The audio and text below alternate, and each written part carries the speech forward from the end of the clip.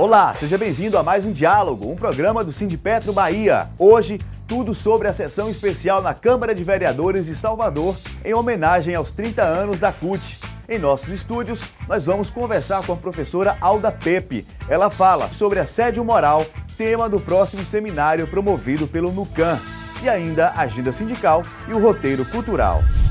No dia 4 de setembro, a Câmara Municipal de Salvador realizou uma sessão especial para celebrar os 30 anos da CUT. Confira. Proposta pelo vereador Luiz Carlos Suíca, do PT, a homenagem evidencia o papel histórico da CUT na construção social do país. A CUT ela é importante na vida do movimento social, na vida do país.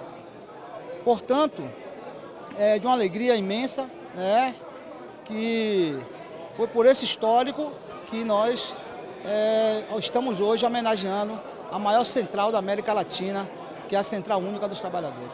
Criada em agosto de 1983, a CUT se destacou na defesa de uma série de bandeiras que se tornaram históricas. Nascemos enfrentando a ditadura militar, a recessão econômica, pedimos direta já nesse país, promovemos o Fora Collor, lutamos contra a globalização da economia, lutamos contra a política neoliberal, enfim, geramos mais empregos com o projeto dos trabalhadores, aumentamos a renda do trabalhador, ou seja, praticamente tudo que tem de moderno nesse país foram conquistas dos trabalhadores através da CUT. Era uma central que procurava trazer para a luta sindical um conjunto de novos temas associado ao movimento sindical naquele momento, que começava claramente a perceber que a luta sindical ela é muito importante, mas ela tem limites. A CUT, portanto, como uma organização de todos os sindicatos, de todos os trabalhadores, de todas as categorias, tem um papel fundamental nessa mudança que ocorreu no Brasil, associado também, contemporânea, à Constituição do PT e à evolução da construção da consciência política da classe trabalhadora. Da nossa parte é uma alegria estar aqui participando desse evento, nós que participamos do momento de fundação da CUT, que foi uma das responsáveis, como é o nosso Partido dos Trabalhadores, pelo processo de democratização do país e, mais ainda, pela participação efetiva das classes trabalhadoras no processo de democratização e nas conquistas que os trabalhadores brasileiros têm hoje. Muito se deve a essa grande Central Única dos Trabalhadores. A CUT é o esforço, é o trabalho, é a dedicação de milhares de trabalhadores e de centenas de dirigentes. E hoje, aos 30 anos, há certeza que cada um deu o melhor de si para que a CUT fosse o que é hoje. Então, portanto, hoje é um dia de celebração, de reflexão, de entender o momento que a CUT foi criado e o momento de hoje. As vitórias e os desafios para os próximos 30 anos. Paulo César, coordenador do Sindipetro Bahia, representou o movimento sindical e destacou o protagonismo da CUT na trajetória política do Brasil. Os 30 anos da CUT, por tudo que ele foi feito e por eu, particularmente, ter participado de uma parte dessa história, tenho muito orgulho e muita satisfação e alegria de estar aqui hoje comemorando essa data tão importante daquela central que foi criada para unificar os trabalhadores de todas as categorias naquelas bandeiras e objetivos comuns.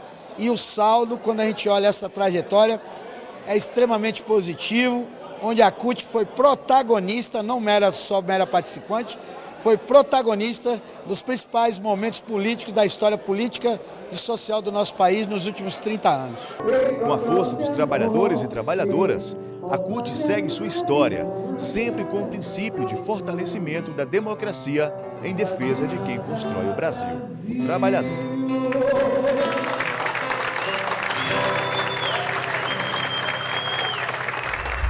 O jornalista Palmério Doria lança um polêmico livro sobre a era FHC. Confira no nosso roteiro cultural.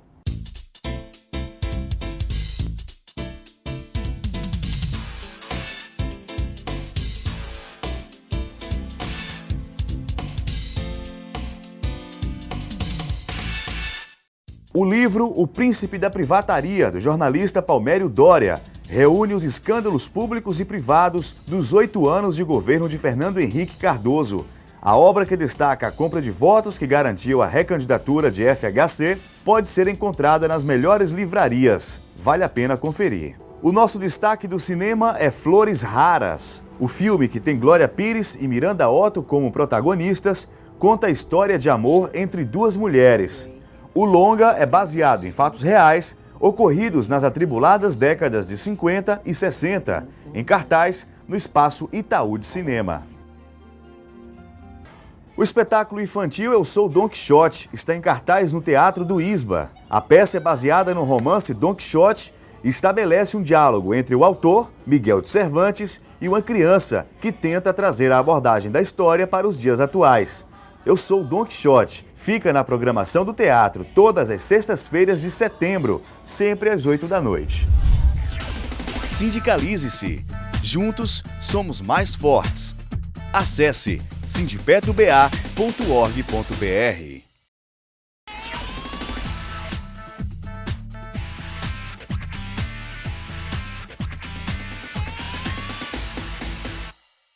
Dando continuidade ao calendário de paralisações para intensificar a campanha pelo Acordo Coletivo 2013-2015, 4 mobilizações ainda estão agendadas para setembro. Dia 11, em Araçás, dia 13, na Fafem, dia 18, em Miranga e dia 20, na Transpetro Temadre.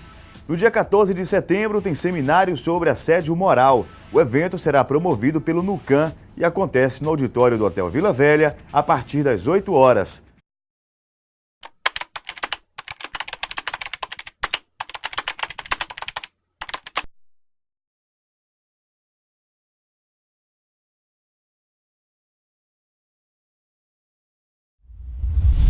O diálogo volta falando de assédio moral, um tema delicado e cada vez mais comum nas empresas. Para você ter uma ideia, cerca de 40% da população economicamente ativa relata que já sofreu humilhações constantes no trabalho. Como identificar uma situação de assédio moral? O que fazer quando isso acontece? Para responder às nossas perguntas, a gente conversa agora com a professora aposentada da Universidade Federal da Bahia e integrante do Conselho Estadual de Educação, a professora Alda Pepe. Professora Alda, seja bem-vinda.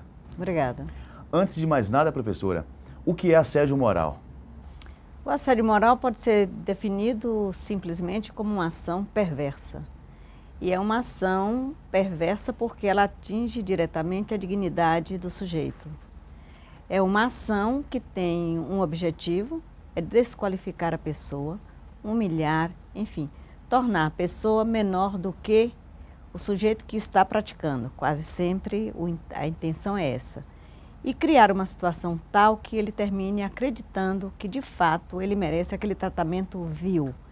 É um tratamento aviltante, é um tratamento perverso que produz dores. Inicialmente são dores que a gente poderia chamar dores na alma, ou então psicoalgias, o que significa são dores psicológicas.